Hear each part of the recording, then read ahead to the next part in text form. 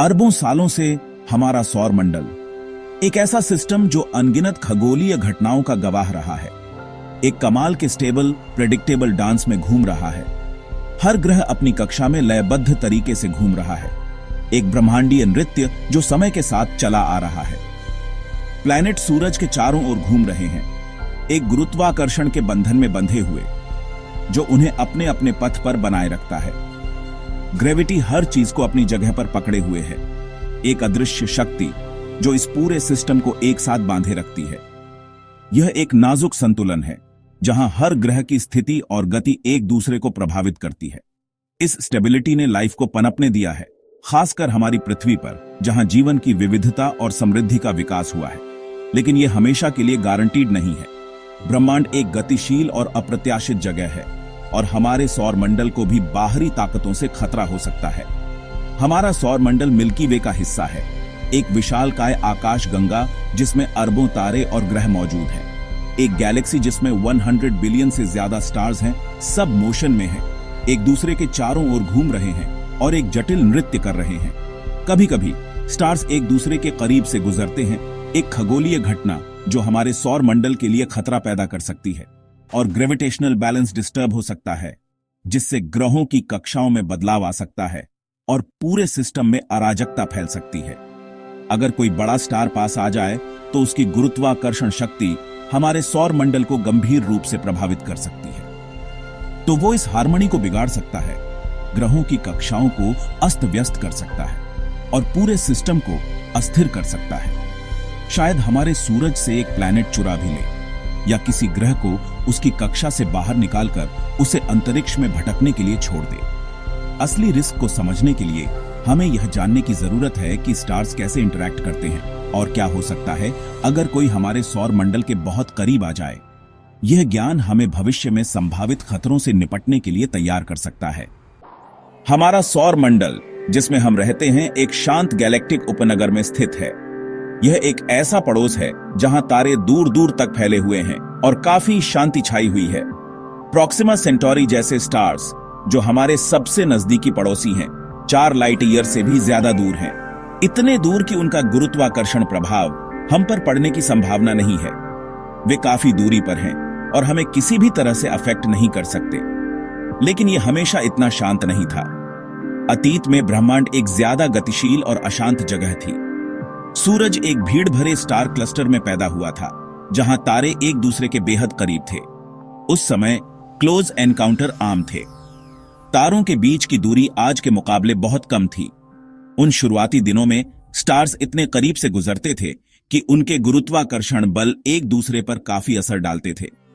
वे एक दूसरे के प्लैनेट्स को खींचते थे, जिससे अराजकता फैलती थी और ग्रहों की कक्षाओं में अस्थिरता आ जाती थी। आज हमारे सौर मंडल को डिस्टर्ब करने के लिए एक स्टार को बहुत करीब से गुजरना होगा, इतना करीब कि उसका गुरुत्वाकर्षण हमारे ग्रहों की कक्षाओं को बदल सके। लेकिन अच्छी बात यह है कि हमारे मौजूदा पड़ोस में ऐसी घटना एक दुर्लभ घटना है। हमारा सौर मंडल अब एक शांत और अलग थलग जगह पर है।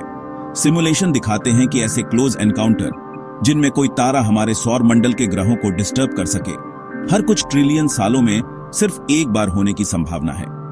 यह एक बहुत ही लंबा समय है जो ब्रह्मांड की उम्र से भी कई गुना ज्यादा है। अंतरिक्ष का विशाल खालीपन हमारी सबसे अच्छी सुरक्षा है। यह हमारे और दूसरे तारों के बीच एक विशाल बफर जोन की तरह काम करता है। फिलहाल एक खतरनाक स्टेलर फ्लाईबाई की संभावना एस्ट्रोनॉमिकली कम है, इसलिए हम सुरक्षित हैं। Imagine our solar system, a delicate dance of planets around our sun. But what if a rogue star, a cosmic wanderer, were to pass nearby? Well, the risk wouldn't be the same for all the planets in our solar system. Some are more vulnerable than others to such a gravitational disruption. The inner planets, Mercury, Venus, Earth, and Mars, are held tightly by the sun's gravity. Their orbits are stable, and it would be difficult to dislodge them. They are so close to the sun that its gravitational pull is incredibly strong, keeping them firmly in place. The real danger lies with the distant ice giants, Uranus and Neptune. Out there, the sun's grip is much weaker.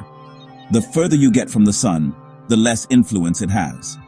A passing star could easily disturb these outer planets, tugging at them with its own gravitational force.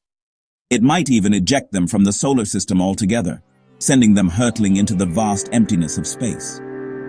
The hypothetical planet 9, if it exists, would be even more vulnerable, barely held in place by the sun's gravity. It would be the easiest target for a stellar interloper. If a planet were pulled that strongly, it could be flung into interstellar space, becoming a cosmic castaway. Thus, it would become a rogue planet, forever wandering the galaxy alone. Such an event would be dramatic, a cosmic game of billiards with planets as the balls. But in our current era, with the distances between stars so vast, it's highly unlikely.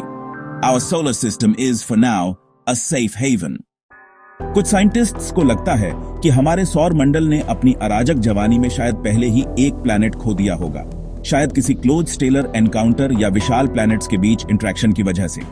एक खोए हुए ice giant का सबूत planetary formation के computer model से मिलता है।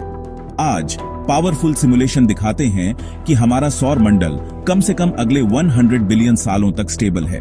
कोई झांत स्टार हमारे साथ टक्कर के रास्ते पर नहीं है। एक प्लैनेट खोने का खतरा थ्योरी में रियल है, लेकिन प्रैक्टिस में यह बहुत कम है। हमारी प्लैनेटरी लाइनअप शायद युगों तक अपरिवर्तित रहेगी।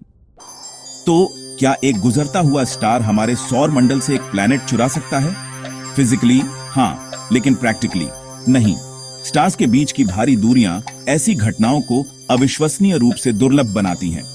नेपच्यून या प्लैनेट 9 जैसे सबसे वल्नरेबल प्लैनेट्स भी आने वाले समय के लिए सुरक्षित हैं। सिमुलेशन पुष्टि करते हैं कि कोई झांत खतरा हमारी ओर नहीं आ रहा है।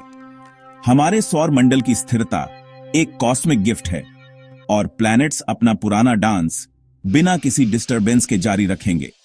फिलहाल गैलेक्सी में हमारी जगह सुरक्षित है और एक चोरी हुए प्लैनेट की कहानी साइंस फिक्शन ही रहती है।